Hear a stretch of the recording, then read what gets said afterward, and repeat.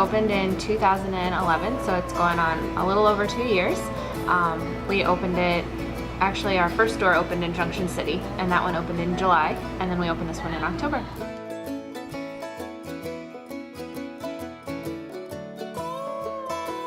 Thank you. Can you grab me a sample of anything? I'll try the cupcake batter.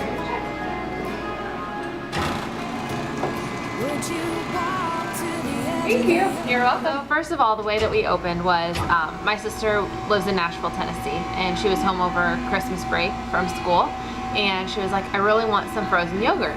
My mom looked at her and she's like, there's some yogurt in the fridge. Like, go ahead and go help yourself, you know?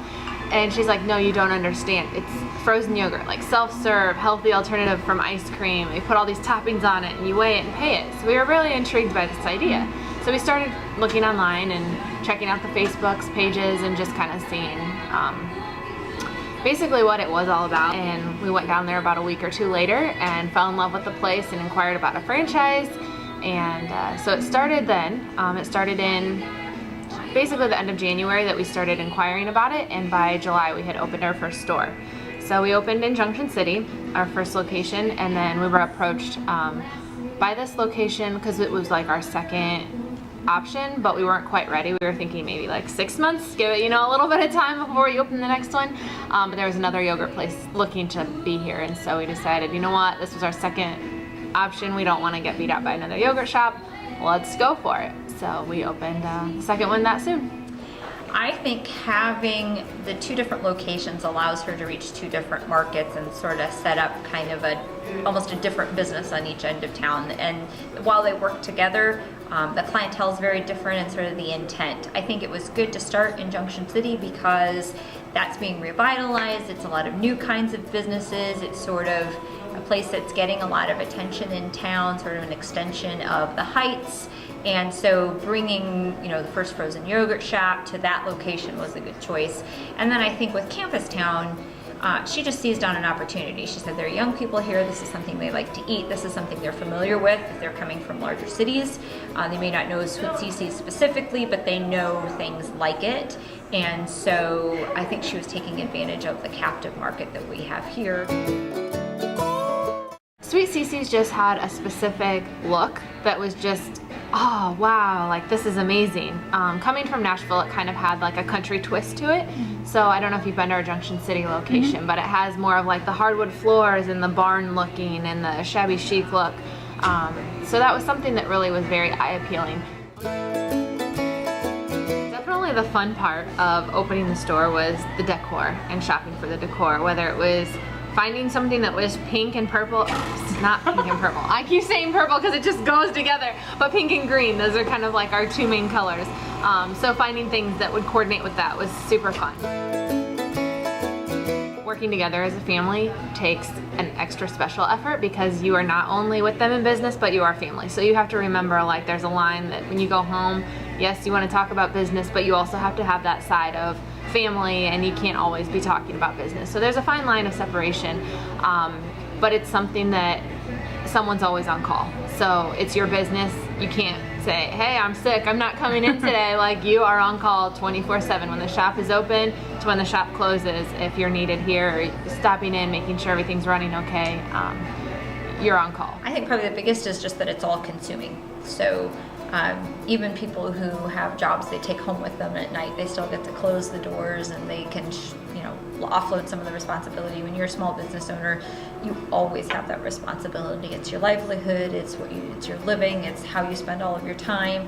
And while it's enjoyable most of the time, you also never get a break from it. And so I think there's also a challenge too that when you're not there is the concern of what's happening. So there's this sort of innate need to always be there, which means you never get a break, and that stress builds and things too.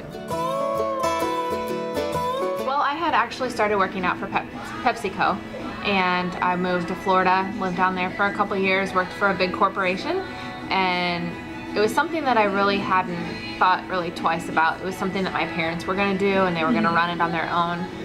But I really wanted to be back in this area, so I moved back. I worked for Coca-Cola, which is another, you know, Fortune 500 company, worked for corporate there for a little while, and just decided that my parents needed help running this and opening this, and I thought it would be a great opportunity to use what I had practiced and learned in the past 5 years after graduating to actually put into play in my own business. So, and then using my marketing degree from Bradley, and kind of a lot of those things are playing into the whole business. The best quality is definitely communication. She knows how to get what is needed to say, I guess, to employees. She's very organized, and she makes sure everyone knows where they need to be, when they need to be there. If there's any specials going on in the store, any new flavors going on in the store, she makes it so that we're all knowledgeable on the subject and we're not left behind. I don't know if you noticed our sign, but it says there's a new culture in, and that's wherever you're at, it's a new culture in. So this is the new culture in Campus Town. Culture, obviously something new, but there's culture in the yogurts too. So I wish that more people would know about us, basically. I think that we're known in the community, but I don't think we're known as well as we could be. I think that once people find who we are and what we are, they really like it and they keep coming back. But until they know, like, our yogurts are fat-free, it's a healthy alternative for ice cream, and the benefits of having what yogurt means and what it stands for, I think that people were more knowledgeable about that information, that it would bring in more business. Every time I come into the store, she is a ball of sunshine. She's never negative in any way. She always brings a positive attitude to every situation and every time she sees me, and it's an absolute blast working with her and for her. This business wouldn't work without the awesome students that we've hired just around the community, the awesome people that come in and support us, and we're just very thankful for basically the community embracing us here. So.